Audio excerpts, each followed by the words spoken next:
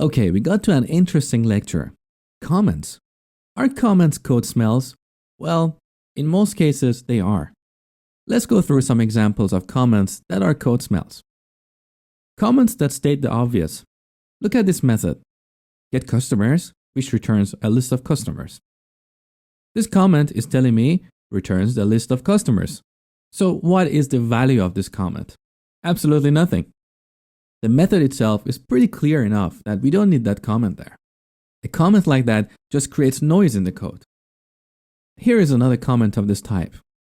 So we're creating a new SQL connection, and that's pretty obvious in the code.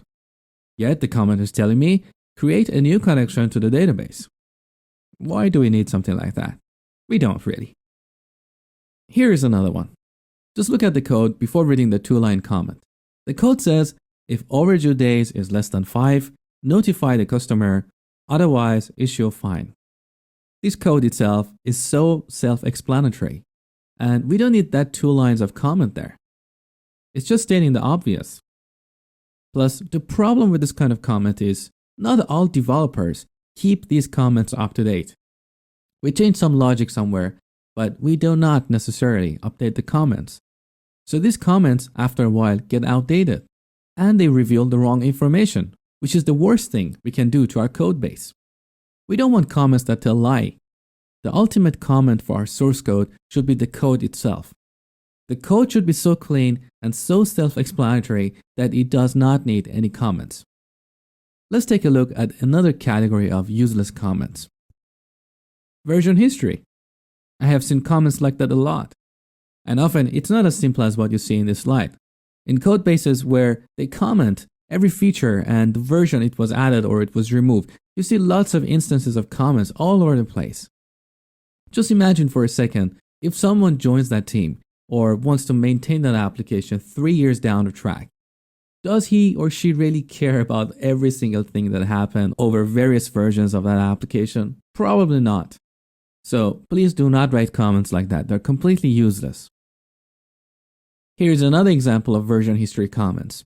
So you open a file and the first page on your screen is just comments. The dates, the name of people who made changes, and the type of change they made. So essentially you have to scroll down until you see the actual code. Again, this is completely useless. These days we use version control systems. If someone is interested to see who made what change when, they can always look at the log or history of the repository. Here is another category of useless comments. So they are there to clarify the code. In this example, when I look at this variable pf, I have no idea what it means. That's why we have a comment next to it, pay frequency. Well, couldn't we just name that variable pay frequency? This way we wouldn't need that comment. So that comment is a smell. And here is another category of comments. Dead code. Why would you even comment out some code? Just delete it. If you don't need it, just delete it. You can always pull it back from your source code repository.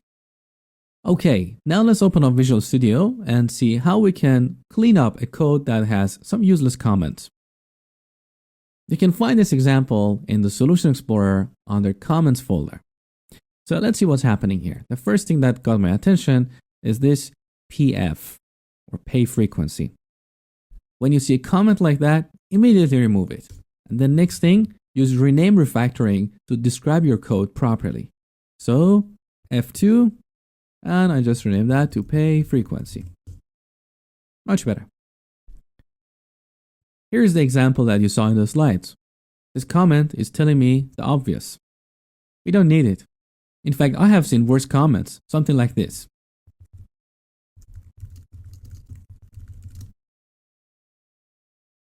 This creates even more noise in the code. Now, sometimes you may need these kind of comments perhaps because there is another tool that gets them and compiles them into some kind of HTML document. That's a separate story. But if you're not working on a framework or a public API, you don't really need to pollute your source code with lots of noisy comments that don't add any value. So here we select this comment quickly with Ctrl W and delete it. Now look at this comment. This is an example of a good comment. So it's a to-do comment. Sometimes we are working on some piece of code and we see a problem. So we don't want to get distracted and change our focus. So we just leave a comment there as a to-do comment, and later when we get back to that part of code, we can see what was happening before and fix that problem. Plus, when we write a to-do comment like that, we can always find them in a to-do list. And that is here under View, Task List, and here in this drop-down list, we select Comments. So any comment that we write that starts with to-do, and there should not be a space. So / and to-do. We can always see them in a list. Okay, let's see what this comment is telling us. It's saying we need to get rid of ABCD once we revisit this method. Currently, it's creating a coupling between X and Y, and because of that, we are not able to do X, Y, Z. I wrote this comment, I just made it up. What I'm trying to tell you here is, if you see problems in the code, it's perfectly fine to write comments about them. Another kind of good comment is when you're solving a problem, but there are some constraints. Maybe because of some legacy reasons, maybe there is a problem in your database, maybe you're using a third-party component that has some problems. These kind of constraints are great to document in your code. So if you had a reason for doing something in a certain way, always write a comment about it. So next time someone else looking at that code and they think that code is weird and they start to refactor it, they know that maybe they shouldn't do it because there are some constraints around that piece of code, so it cannot be easily changed.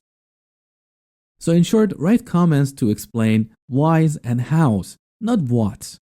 The code itself should be so self-descriptive that does not need a comment to explain what it's doing. Now let's take a look at another more interesting comment. So we've got this method here, submit order, and here we have two blocks of code that are separated by a vertical space here. When you see comments like that, that's often an opportunity to do some refactoring, not just remove the comment. This method is doing two things. One is saving the order in the database. Another one is sending an email to the customer. So what I'm going to do is, instead of having that comment there, I'm going to select this piece of code with Ctrl W and then Ctrl Shift R, extract method.